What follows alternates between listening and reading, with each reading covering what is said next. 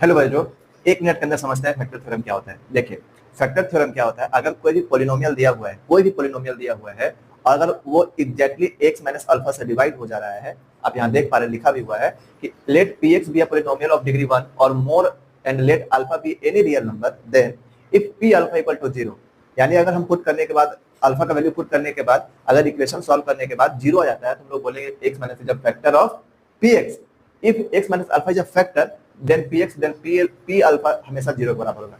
ये लैंग्वेज के चक्कर में मत पड़िए, सिंपल सी भाषा है कि अगर जो अभी इससे पहले वाला जो आपका था रिमाइंडर थ्योरम आपने पढ़ा था, उसमें आपको बताया गया था कि अगर आप वैल्यू पुट करते हैं तो कुछ नंबर आता है, यानी वो एक रिमाइंडर आता है।